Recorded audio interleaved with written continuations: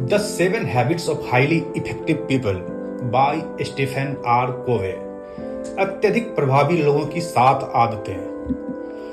Stephen कोवे द्वारा लिखी गई यह बुक, जिसकी 1989 में पब्लिशिंग के बाद से ही दुनिया भर में 25 मिलियन से अधिक कॉपीज बेची जा चुकी है। यह बुक व्यक्तिगत और व्यावसायिक विकास के लिए एक होलिस्टिक और प्रिंसिपल सेंटर्ड अप्रोच प्रदान करती है। लेखक इस बात पर ज्यादा जोर देते हैं कि सफलता प्राप्त करने के लिए व्यक्ति को स्वयं को टाइमलेस सिद्धांतों के साथ अलाइन करना चाहिए और उन आदतों को अपनाना चाहिए जो प्रभावशीलता की ओर ले जाती है। इस बुक में चर्चा की गई 7 आदतों 7 हैबिट्स को 3 पार्ट्स में बांटा गया है। पार्ट 1 प्राइवेट विक्ट्री, निजी विजय।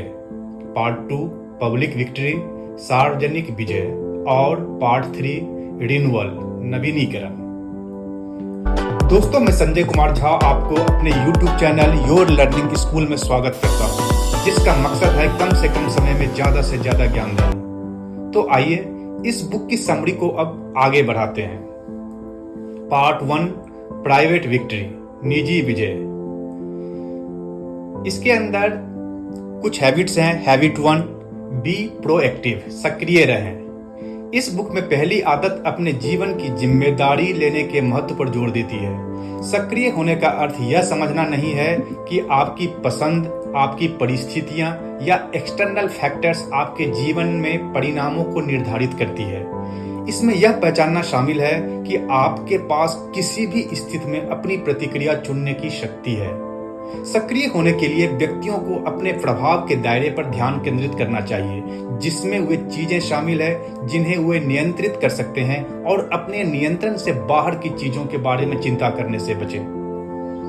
Habit 2 begin the and in mind, अंत को ध्यान में रखकर शुरुआत करें। दूसरी आदत स्पष्ट लॉन्ग टर्म गोल से निर्धारित करने और अपने जीवन के लिए एक दृष्टि रखने के बारे में है। लेखक व्यक्तियों को एक व्यक्तिगत मिशन स्टेटमेंट बनाने के लिए प्रोत्साहित करते हैं, जो उनके मूल्यों, सिद्धांतों और लक्ष्यों को परिभाषित करता है। आप कहां जाना चाहते हैं, इसकी स्पष्ट समझ होने से आप बेहतर निर्णय ले सकते हैं और अपने इच्छित परिणामों के अनुरूप कार्रवाई कर सकते हैं। इस आदत में अंतिम परिणाम की कल्पना करना और आपके जीवन और दूसरों पर आपके विकल्पों के प्रभाव का मूल्यांकन करना भी शामिल है।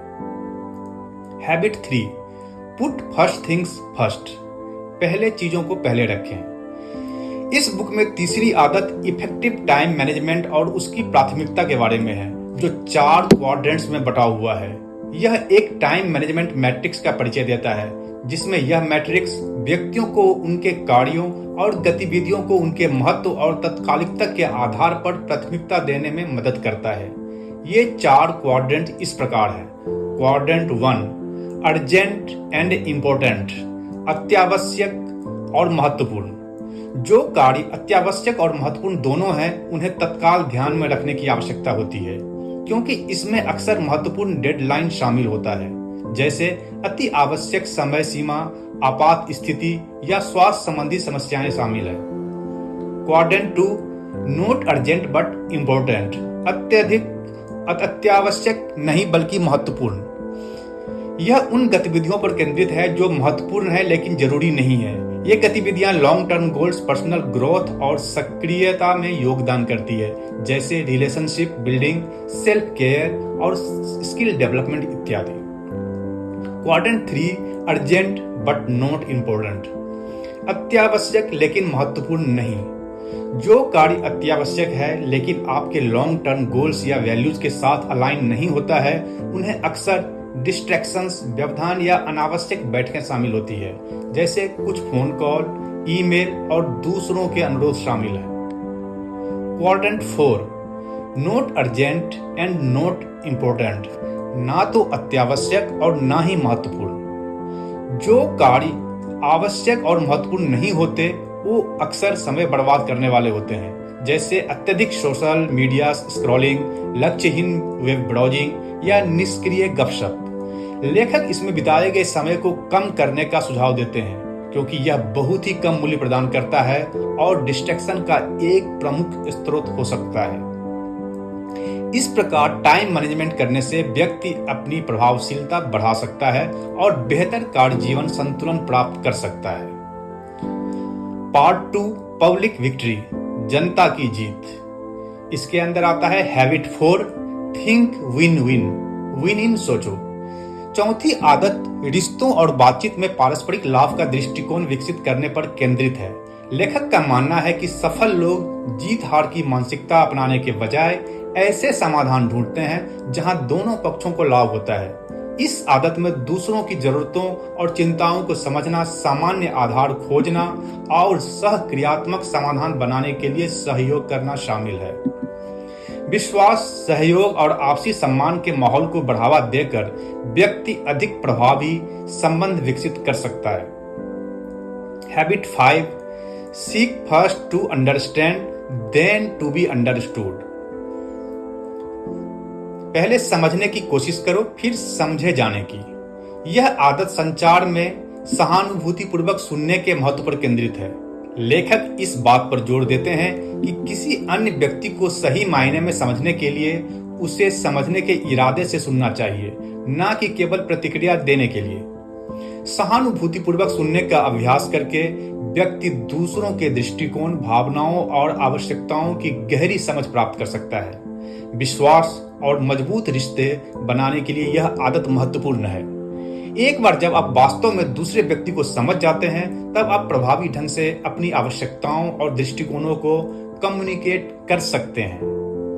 हैबिट 6 सिनर्जाइज, तालमेल बिठाएं। छठी आदत व्यक्तिगत रूप से जो हासिल किया जा सकता है उससे अधिक हासिल करने के लिए टीम वर्क और सहयोग की शक्ति का लाभ उठाने के बारे में है।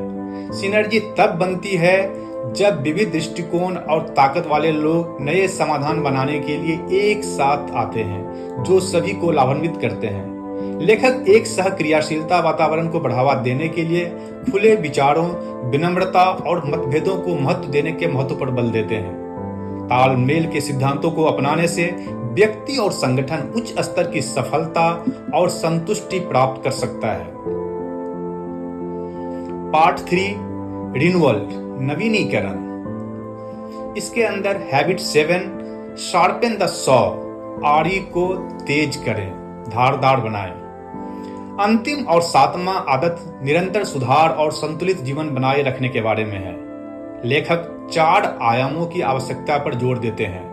पहला शारीरिक, दूसरा मानसिक, तीसरा भावनात्मक या सामाजिक और चौथा आध्यात्मिक। पहला शारीरिक नवीनीकरण में नियमित व्यायाम, उचित पोषण और पर्याप्त आराम के माध्यम से अपने शरीर की देखभाल करना शामिल है।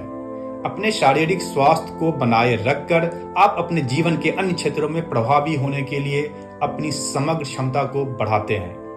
दूसरा मानसिक नवीनीकरण के लिए निरंतर सीखने, पढ़ने और बौद्धिक रूप से उत्तेजक गतिविधियों में संलग्न होने के माध्यम से अपने दिमाग को पोषित करने की आवश्यकता होती है। मानसिक रूप से तेज रहने से आप बेहतर ढंग से निर्णय लेने और जटिल समस्याओं को हल करने के लिए तैयार होंगे। तीसरा भावनात्मक और सामाजिक नवीनीकरण स्वस्थ संबंधों को विकसित करने और भावनाओं को प्रभावी ढंग से प्रबंधित करने पर केंद्रित है। इसमें सहानुभूतिपूर्वक सुनना, आभार व्यक्त करना और दूसरों के प्रति सेवा के दृष्टिकोण को बढ़ावा देना शामिल है। अपनी भावनात्मक भलाई का पोषण करके आप चुनौतियों का सामना करने में अधिक लचीला होगा और आपके पास मजबूत नेटवर्क भी होगा। नंबर 4 आध्यात्मिक नवीनीकरण आपके जीवन में अर्थ और उद्देश्य खोजने से संबंधित है। ध्यान, प्रार्थना या प्रकृति के साथ संबंध के माध्यम से आप जीवन के उतार चढ़ाव और शांति के साथ नेविगेट करने के लिए बेहतर ढंग से सुसज्जित होंगे।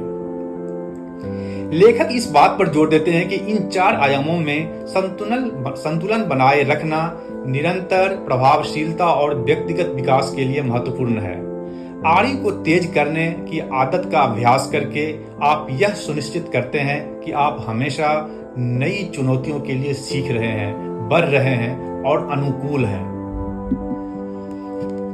कंक्लूजन, अत्यधिक प्रभावी लोगों की 7 आदतें टाइमलेस प्रिंसिपल्स और वैल्यूज में निहित पर्सनल और प्रोफेशनल डेवलपमेंट के लिए एक कॉम्प्रिहेंसिव फ्रेमवर्क प्रदान करती है। इन आदतों को अपनाने और लगातार अभ्यास करने से व्यक्ति उद्देश्य, प्रभावशीलता और पूर्ति का जीवन बना सकता है। Take away from this book: सक्रिय रहें, अपनी पसंद की जिम्मेदारी लें और उस पर ध्यान केंद्रित करें जिसे आप नियंत्रित कर सकते हैं। अंत को ध्यान में रखते हुए शुरुआत करें, स्पष्ट लक्ष्य निर्धारित करें और एक व्यक्तिगत मिशन स्टेटमेंट बनाएं। पहले चीजें पहले रखें, महत्व और आवश्यकता के आधार पर कार्यों का प्राथमिकता दें। थिंक विन विन: रिश्तों और बातचीत में पारस्परिक रूप से लाभप्रद समाधानों की तलाश करें। पहले समझने की कोशिश करें, फिर समझे जाने की। सहानुभूतिपूर्ण सुनने और प्रभावी संचार का अभ्यास करें। तालमेल बिठाना: अधिक सफलता प्राप्त करने के लिए टीम वर्क और सहयोग की शक्ति का लाभ उठाएं। आरी को तेज करें, शारीरिक, मानसिक, भावनात्मक, सामाजिक और आध्यात्मिक आयामों में आत्म नवीनीकरण में निवेश करें। इन 7 आदतों को अपनाने से व्यक्ति अपनी मानसिकता, व्यवहार और संबंधों को बदल सकता है। अंततः व्यक्तिगत और व्यावसायिक विकास की ओर अग्रसर होता है। अत्यधिक प्रभावी लोगों की 7 आदतें इन सिद्धांतों को अपनी दिनचर्या में शामिल करके एक संतुलित और पूर्ण जीवन प्राप्त करने के लिए एक रूपरेखा प्रदान करती है। दोस्तों, मैं अब आशा करता हूं कि इस बुक की समरी भी आपको काफी पसंद आई होगी। अगर अच्छी लगी हो तो इसे लाइक करें और ज्यादा से ज्यादा फॉरवर्ड करें। साथ ही अगर मेरा चैनल अभी तक सब्सक्राइब नहीं किया है तो प्लीज अभी कर लें। धन्यवाद।